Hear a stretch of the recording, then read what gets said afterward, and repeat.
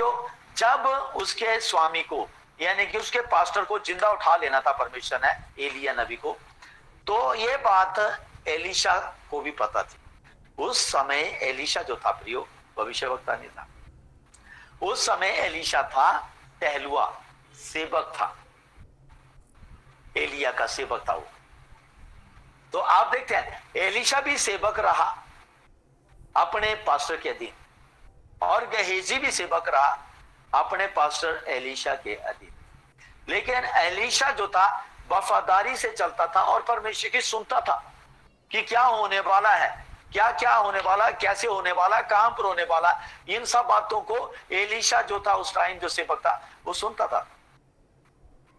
लेकिन गेहजी जो था क्या क्या होने वाला, कहां पर होने वाला, कैसे होने वाला नहीं सुनता था। इससे पता चलता है गेहजी का जो हृदय था वो उसके शरीर से चलाया जाता था।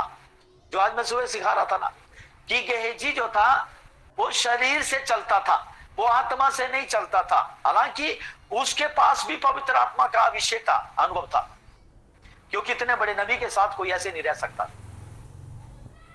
सो प्रियो, उसके पास भी अभिषेक था, लेकिन वो परमेश्वर की नहीं सुनता था, वो शरीर की सुनता था, वो संसार की सुनता था, वो लोभी था, वो लालची था, वो धोखा देने वाला था, हेरा फेरी करने वाला था, तारमटोली करने वाला था और आलसी था वो एलिशा का जो टहलुआ था।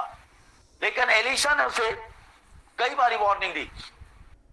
यहां पर भी देखो कैसे उसने एलिशा नबी को तुच्छ जानने के लिए कह रहा है ये 20 रोटियां मैं कैसे 100 लोगों के आगे रखूं। उससे पहले एलिशा नबी ने मैदा डाला हंडे में और जो पॉइजन था वो सारा मीठा बन गया।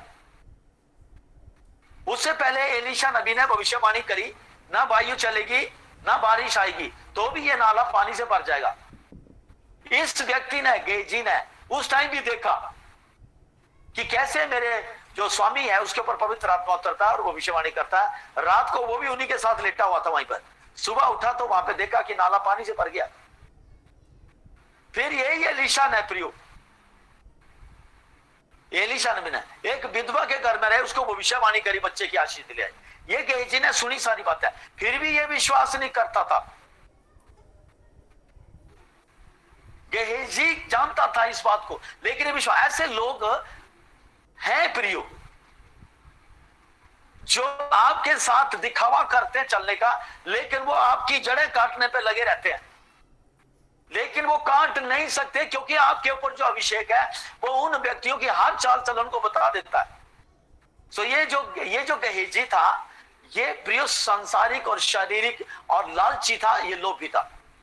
उसके प्रमाण यहां पर है, देखिए आप, नामान कोड़ी 5 अध्याय, दूसरा राजा 5 अध्याय।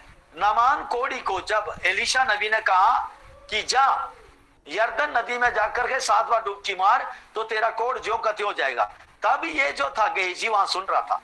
और जब नामान कोड़ी ने आज्ञा मानी प्रियो, तो उसके बाद नामान कोड़ी ने आज्ञा मानी तो उसका कोढ़ ज्यों का त्यों हो गया। और उसके बाद नामान कोड़ी जो था बिल्कुल शुद्ध हो गया। वापिस आया एलिशा नबी के घर में, तो वहां पर दरवाजे पे आके कहने लगा, हे नबी, कह रहा प्रभु के दास, मैं जान गया हूं कि तेरे द्वारा परमेश्वर काम करता है। और देखो तूने ये कहा मुझे कि यरदन नदी में, और यरदन नदी जो एक गंदी नदी थी, वहां पर डुबकी मार। हमारी जो नदियां साफ सुथरी नदियां, मेरे विचार में आया कि वहां जाके मैं साफ पानी में नहाऊं, लेकिन परमेश्वर के दास ने कहा था इसलिए मैंने आज्ञा मानी।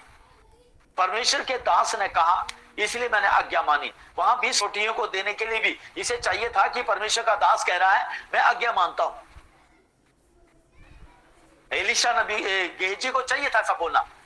आज मैं बहुत बारी आपको जो ब्लेस करता हूं और मैं प्रार्थना करता हूं और मैं कहता हूं आपके ऊपर भविष्यवाणी करता हूं, कई लोग सुनते रहते हैं, अच्छा ठीक है, हाँ आमीन आमीन आमीन, और आमीन भी दिमाग से कर रहे हैं, गले से भी नहीं हो रही ढंग से। और उसके बाद वही लोग है बार बार लाइन में खड़े रहते हैं, प्रार्थना करो प्रार्थना करो। मैं सबकी नहीं बात कर रहा, कुछ एक लोग हैं जो ऐसे भविष्यवाणियों को तुझ जानते हैं। अगर तुम मुझे भविष्यवक्ता समझते हैं ना, अपना अगुआ समझते हैं, तो मेरी हर बात पे हाँ करेंगे आप। अगर मुझे जानते हैं, अब मुझे कैसे जानोगे आप? मेरे कहने से नहीं जानोगे आप, मेरी बातों से नहीं जानोगे आप, मेरे कामों से जानोगे आप। कैसे जानोगे? कामों से जानोगे। और अब जो 210 दिनों से आप मेरे साथ लगे हुए हैं, यहां पर जो जुड़ रहे हैं, आपने अपनी आंखों से देख लिया मेरे कामों को, और अपने कानों से सुन लिया मेरे कामों को, और अपने हृदय में भी जांच लिया मेरे कामों को। यदि इसके बावजूद भी आप मेरी बातों को हल्का ले रहे हैं, तो फिर आपका भी वही भाग होगा जो गेहजी का है। वो रह तो रहा था अच्छे पास्टर के साथ, लेकिन उसका एंड का पता नहीं चला कहां पे गया। तो ऐसे लोगों का ऐसे ही हाल होगा फिर। सो आपको हमने बार बार बातें सिखाई हैं कि परमेश्वर के वचन में भी लिखा है कि परमेश्वर के ऊपर विश्वास करो तो तुम खुशहाल किए जाओगे। अगर परमेश्वर के नबियों पे विश्वास करो तो तुम खुशहाल किए जाओगे, और परमेश्वर पर विश्वास करो तो तुम स्थिर किए जाओगे। परमेश्वर बसाता है, लेकिन वहां बसाता ही नहीं है, अपने नबियों के द्वारा, अपने भविष्यवक्ता के द्वारा आपको खुशहाल भी करता है। आपके घरों में मेरे मुंह से कई भविष्यवाणियां पूरी हुई है, तो आपको मेरी बातों पे विश्वास तुरंत कर लेना चाहिए। आपके जीवनों में मैं जो भविष्यवाणियां करी है, आपके बच्चों के ऊपर जो मैंने भविष्यवाणियां करी है, आपके पति पत्नियों के ऊपर जो रिश्तों के ऊपर जो भविष्यवाणियां करी है, और आपके घरों में बच्चों की आशीष के लिए जो मैंने भविष्यवाणियां करी है, और जो आपकी चंगाई के लिए जो मैंने भविष्यवाणियां करी है, और जो आपके कारोबार के लिए जो मैंने भविष्यवाणियां करी है, वो पूरी हुई है। तो आपने वो सुनी हुई है, और अब आप देख भी रहे हैं खुशहालियां। तो इसीलिए चर्च आपको विश्वास करना अपने नबी के ऊपर।